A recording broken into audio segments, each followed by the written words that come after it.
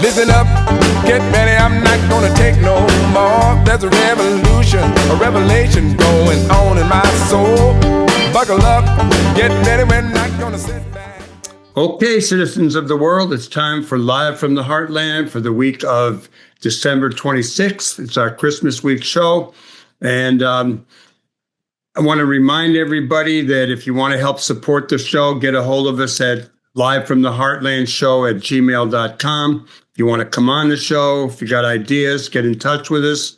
Our first guest today to bring in the holiday cheer is the one and only Don Rose. He's no stranger to the show. He's a guy who certainly knows Chicago politics. He's a political analyst. He's run races. He's a jazz fan. He's a writer and an all-around hell of a guy. So good day to you, Don. Oh, thank you for the nice introduction. Well, I couldn't agree more. There's a lot of things we could cover. We got a long list that we've shared, and hopefully we'll get to them. Some of it's good news, some of it's bad news, but that's the way things are. Yeah. So let's start off with Venezuela. Hugo Chavez is long gone. Maduro is the head guy. People say he lost the last election. It's clear that the U.S. is going after him, not only for oil, but for some kind of a deposit called coltan, etc. What do you got, Don? Talk about Venezuela and the seizing of the ships. Well, the mystery has been exactly what Trump is trying to do with Venezuela. He's made all kinds of threats, even suggesting either a bombing or a land invasion. We don't know quite what, and something's always about to happen, but never happens. In the meantime, there are these useless bombings of small boats, a half a dozen or more, killing more than 100 people on the pretext that these are drug-laden boats, and we are in a drug war with Venezuela. It's a big, confusing situation. It's complicated by the fact that Maduro is not a good guy. He's Chavez, I had some sympathy for at one point, but Maduro has turned out to be a left-wing dictator. But I think he rightly points out that what Trump is really interested in is the oil. And, as we know, Venezuela has probably the world's largest oil reserves right now, plus some rare earths that are of great value. Yeah, they got a thing called coltan, and I first saw it by some kind of cowboy guy on Instagram saying, it's not the oil, it's the coltan, which is crucial to electronics. So there's a lot of oil, there's a lot of gold, there's a lot of coltan, etc. U.S. apparently wants them and claims that these boats that you were talking about are in U.S. waters, but they're not in U.S. waters. They're far from U.S. waters. They're barely in Venezuelan waters. Some of them are in the open seas, and some of them are just in Venezuelan waters. Now, in addition to literally murdering people in these boats, where we have actually no proof that they contain drugs, and a lot of indication that they're not even headed anywhere near the United States. So we have that going on, and now we have the corralling and the stopping of oil-laden tankers that are coming out of Venezuela. Some of them are probably heading to China, if they are, which is something Trump doesn't like. But I think one of his goals here, he knows it's going to be risky to have a land war. If he can starve them out by preventing the export and sale of oil, to say nothing of rare earths, then that he'll be able to make Maduro persona non grata if that country is starved of its sale. The sales of oil are really its only income. In addition to which, for Trump and Rubio, this is kind of a double header because Cuba basically relies on exchanges of oil, of Venezuelan oil, in exchange for medical pursuits. Cuba has been wonderful about providing medical support for all kinds of countries, and it's certainly well needed in Venezuela. So by starving Venezuela, they are also beginning to starve Cuba. And so this is a very wicked double header for Trump. And we still don't know which way it's going. How many oil tankers can we stop and hold, devour, steal the oil? This little country and one tin-horn dictator are having a massive world impact. And we still don't know where it's going with all of these things I've been able to add up. Yeah, a couple of things that I saw was a piece on Rubio, really an anti-Cuban guy. He is a Cuban American, but he would like to bring down Cuba. And I think that someone said that he thinks if he can take out Venezuela, that will help bring down Cuba. Exactly. I think that we'll see about that. And I'm a longtime supporter of Cuba, to be very honest. A couple other things on those so-called drug boats. Hedgewith and Trump and et cetera refused so far to show the second bombing of one of them, which was definitely, murder. They saw these people hanging onto the boat and blew them out of the water. We'll never see those until we are able to take it over. They're going to hide them because they know how obvious, from every report we've got, it's very, very obvious that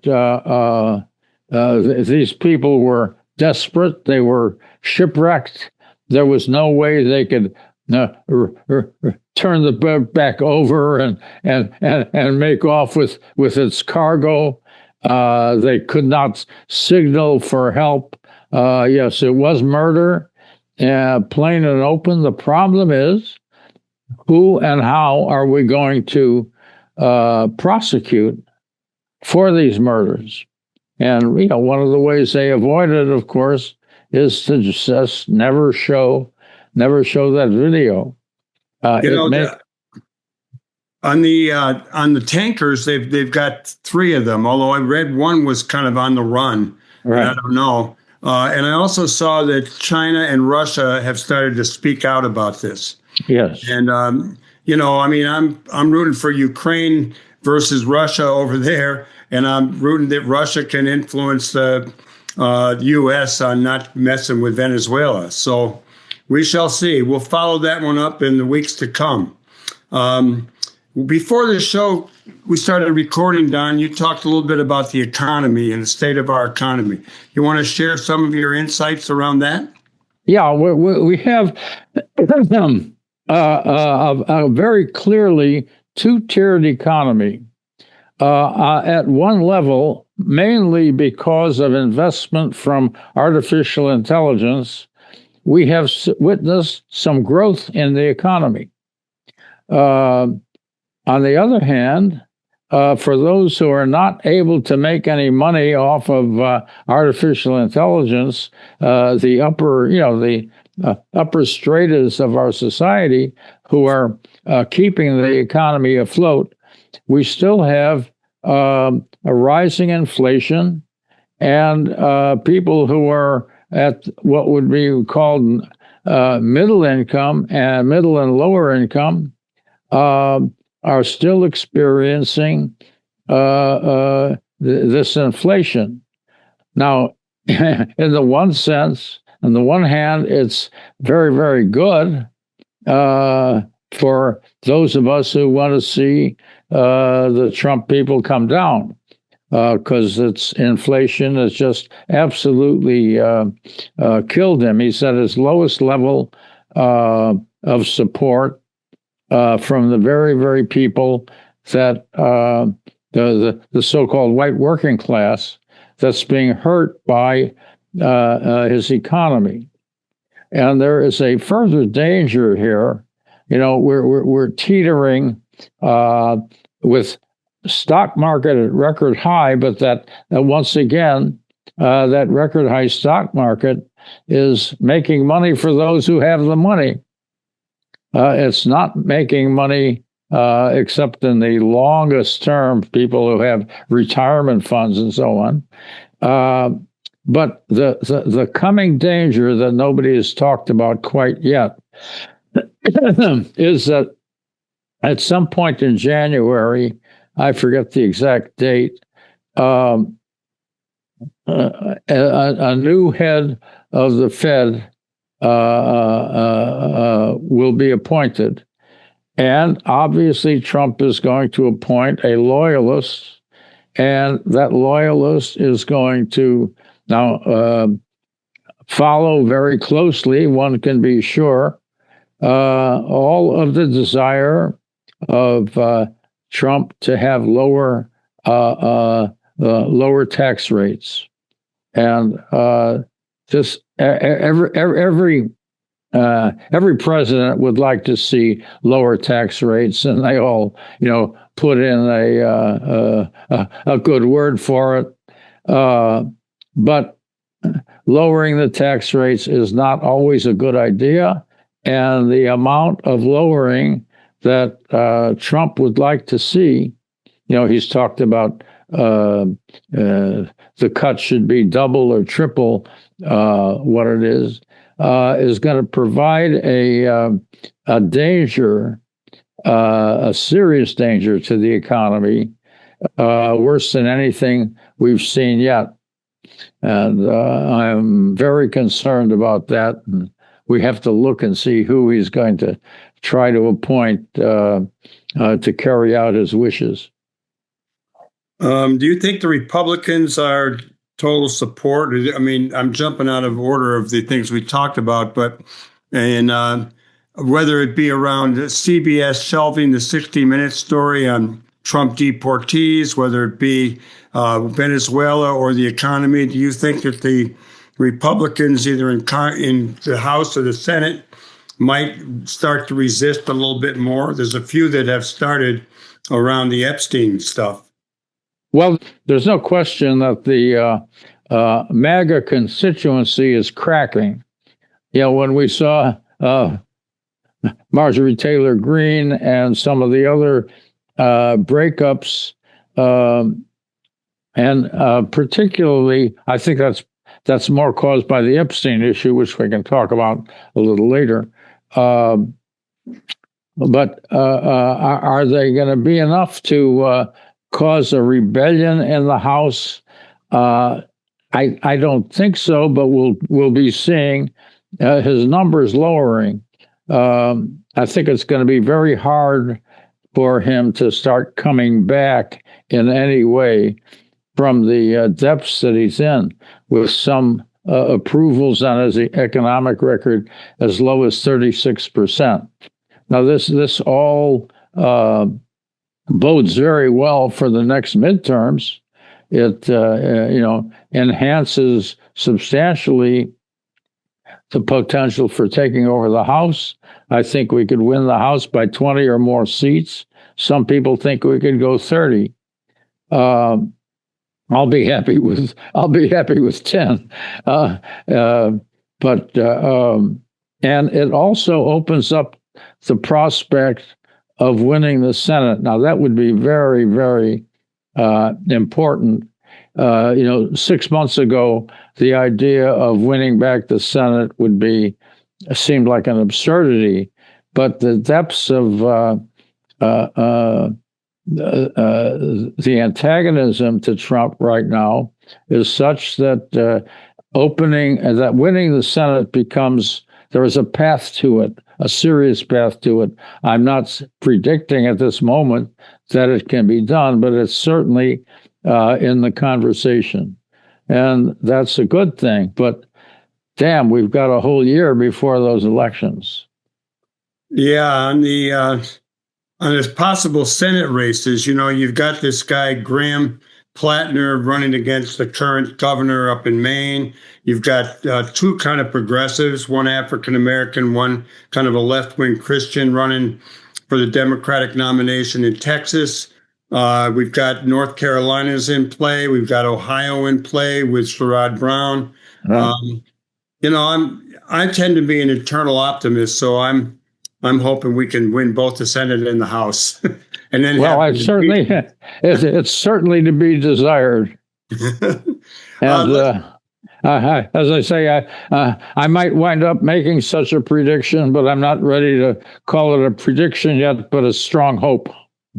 Don, let's take a quick look at the Epstein case and the Epstein files that have been released this week. Some stuff was not only redacted, but got posted up on the internet and then pulled down.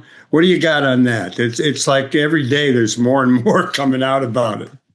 Well, the longer they keep screwing around, they did not fulfill their obligations under the law by releasing all the files, and they certainly have over-redacted information. They were supposed to redact only the names of people who might be hurt, particularly victims are the first redactions. And we're not supposed to worry about hurting people's reputations. So all of the redactions are fundamentally illegal. We look at these blank page, blacked out page after page after page. Something's got to happen to get this back going. Now, even though it's serving their purposes now, we can see that Trump was certainly very heavily engaged with this guy, and we're just inches, if not millimeters, away from some kind of proof that he knew exactly what was going on. There are all kinds of suggestions that he knew, news about the age of the girls and maybe about the trafficking. And that's what we're looking for. Of course, many people are hoping or suspecting or hoping that they would find Trump participating in the rape or molesting of these teenage girls. And there are allegedly photos available of him with half-naked teenagers sitting on his lap and so on. We don't know. But even with this bad release, this unlawful release, it becomes clearer and clearer that they are hiding something, and the more they try to hide things, the worse it is for Trump. So this issue has been kept alive for years now, and I think it's contributing, even though we have not found anything definitive. Just more and more people, the so-called MAGA people, the worst of them, are very, very opposed to the rape of young children. Pedophilia is their big issue, and they've always tried to blame it on Democrats, but this could really rupture the entire base of that Trump has. That's great. Yeah. It's good to see, but it also forces Trump to try new and different things to change the subject. And you never know how crazy some of those things might be. Don, we got a couple of minutes left before we take a break, and I wondered if you could address CBS shelving 60-minute story about Trump deportees to El Salvador at the last minute. And, the reporting is that people have threatened to quit. And our friend Dave Zirin in a post said that 60 Minutes is now dead, that it was killed by the Ellison family. And he goes on to refer to them as Zionist media mogul oligarchs. And then he says, as his rabbi tells him about David Ellison and this whole thing, bad for the Jews. Well, I'm not sure about the Zionist element there, but the big problem, the root of the problem, and I don't know how we're ever going to solve it, is corporate ownership of the media. It goes back to that. And when you've got corporate ownership of the media, corporations are not concerned with truth.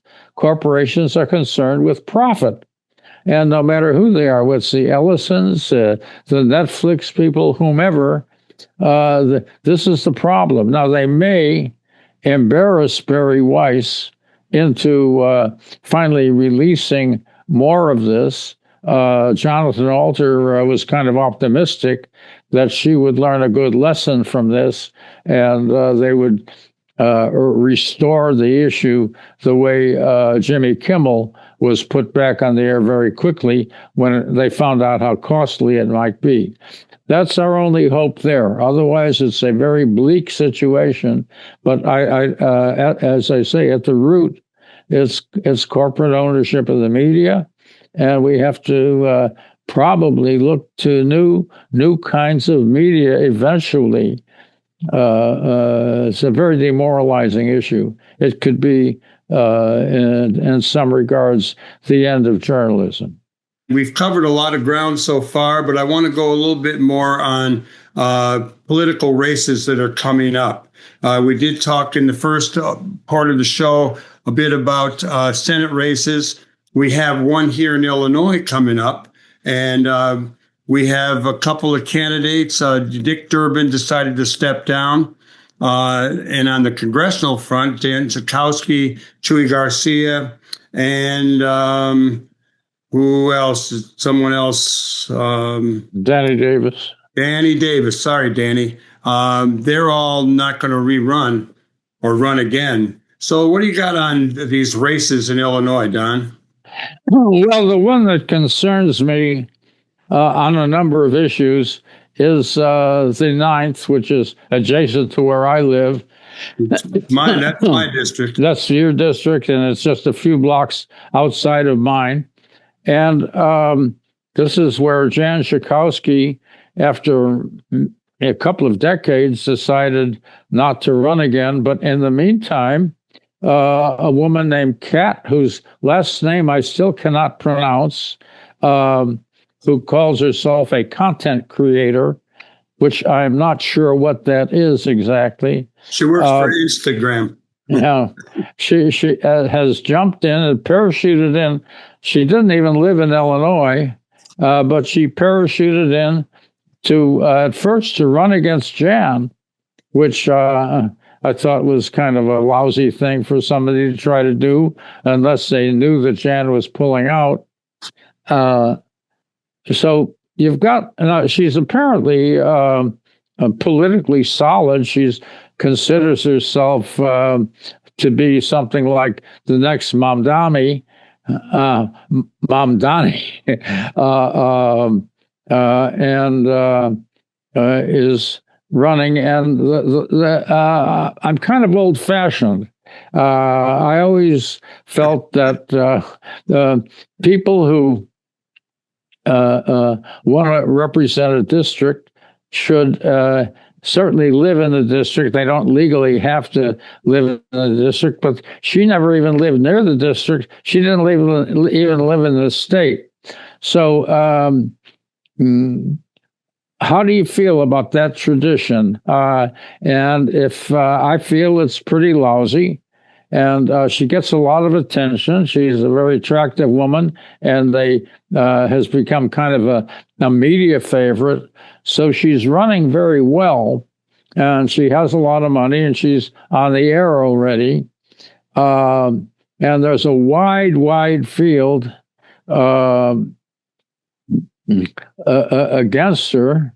The strongest candidate in the group, from all the polling that's done, is Daniel Biss, who is the mayor of Evanston and has been a state legislator and has run for governor, run very well for governor. But she's right up there with him. And my vote, if I was in that district, would go to Biss. Now, there's something else we are not supposed to talk about, but that seat, having been held by Sidney Yates for a lifetime, and then by Jan Schakowsky for half a lifetime, that seat has been considered to be a Jewish seat. Now, should there be Jewish seats or whatever? It's a debatable issue, but I think it's a factor in that race, because the person who's coming in third in the polling I've seen is another Jewish woman. So I'm unhappy with what this Cat woman is doing. I think people should, you may have a different philosophy on this. You may not be as much of a traditionalist as I am, but if I lived there, I would be voting for Biss. And well, we had Daniel Biss on the show so far, and I'm totally open to having Kat on. I did meet her. She's very nice. She did marry, or she's close to someone who owns the Onion, and clearly well financed. There's also Mike Simmons, who's a state senator, and he is getting some play too. A lot of yard signs, even up in Evanston. And I know some progressives are rooting for him. I know the only one I really know is Daniel Biss, and we will see how this plays out. We've got some time until this election takes place. Yeah. What about the Senate race here? We've got Robin Kelly running. We've got Congresswoman. Yeah, Krishna Murty, who had, we've always kind of liked him, but he did take AIPAC money. And we got Stratton running. I don't know who else. That's three of them. What's your take on the Illinois Senate race? Well, once again here, the one that I can't see anybody here who is thrilling. Robin Kelly has been a good congresswoman. She's been very good on gun control.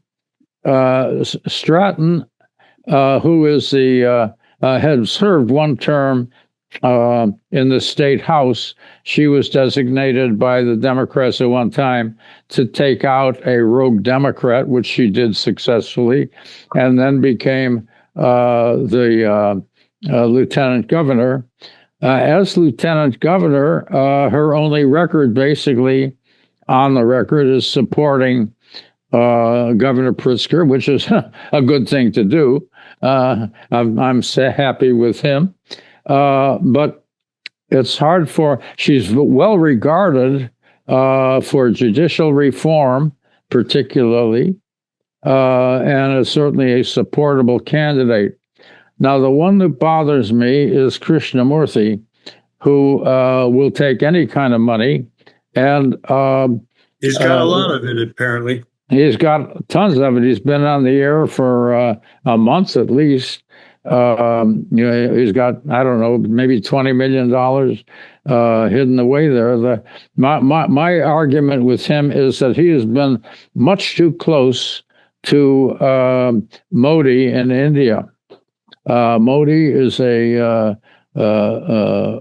basically an anti-Muslim racist that set up a divided India. And I don't like to bring up his religion, but Krishnamurti is in the majority there. He's never openly supported the racism and the separatism of Modi, but he's met personally with Modi at least 3 times that we know of. And he has taken a lot of money from Modi support organizations here in the States. There's 2 or 3 groups set up to feed people money for supporting Modi, and I don't know how much this kind of issue is going to register with the general public, but from my point of view, I would be voting here for the person who I suspect Krishnamurti is going to be running first. He's the only one with a big enough name, and he's a great media favorite. And I suspect Stratton will be running second to him. And so my vote would go to the person who is running closest to defeating Krishnamurti. But right now, it looks like he is going to be the winner, for a number of reasons, unless there's a big turnaround. Don Rose, I got this long list and we're running out of time, so I'd like to let's go local. The Mayor Johnson, who I think has gotten better with time, and I thought that the ICE stuff, which we could talk about, we've talked about a lot, and we could talk about in the future. But I thought that he became stronger during all of this. He has had a budget crisis, and he's being attacked on the air by a group that's run by Chuck Swirsky, not the guy from the Bulls, but another guy, and he has a Common Ground Collective, and he's running these ads, kind of a blitz against Johnson. And any thoughts on that? Trump has done Johnson a great favor because Johnson can really open up against Trump. He can open up against ICE. He's done all kinds of wonderful things. And as we know, the Supreme Court is now saying that they're putting a stop to Trump sending the National Guard in. Now, every time Johnson is able to denounce ICE, he gains support. Unfortunately, his numbers are so low that even by picking up 10 or 12 points on the issue of ICE and the National Guard, he's still in losing numbers, even though he's improving a bit. Now, he just got a sad, sorry lesson, the one that Harold Washington experienced when a city council moved against him. We're proving once again we have a strong council, weak mayor system, even though people usually think that the mayor is supreme. Back in the old days, the mayor was supreme when he had all the patronage, because it was the patronage that brought the council into line, not the law. So we have a kind of a standoff here, and I fear that he still can't read a room right. He's going to go with another. He's going to go with a program, a budget created by this new majority in the city council, even though he could veto it, and then he run into something else. So he is kind of surrendered here. And he has yet to develop the skills of working with a often hostile city council or a persuadable city council, where he has pushed some very good people like Wegas Pack, who was a great reformer in the city council, pushed him into an alliance with some of the worst people in the city council, like Conway and Hopkins. So we got a real mess there. We do, and the issue. I mean, Brandon Johnson claims that 98% of his budget got through, but what didn't get through was the head tax. Right. And apparently this new city council majority has got, they want to privatize collection of fines for, your tickets, that kind of thing, putting pressure on working people. We'll talk about that more in the future. It's not going anywhere. But just so people know, the Progressive Caucus members who voted against Johnson were Yancey in the 5th, Mosley in the 21st, Cruz in the 31st. In the Black Caucus, who also supported this other budget, were Pat McDowell, Gregory Mitchell, Michelle Harrison, Emma Mitz. We'll talk more about that. We'll talk about some challenges in the future. We're going to talk about challenges to Tony Preckwinkle by a more conservative 42nd Ward Alderman Brendan Riley, et cetera, et cetera. Don, I hope you have a great holiday. It's always great to see you. And we'll have you on again next month. So everybody stay tuned and get ready. Thank you. Everybody else.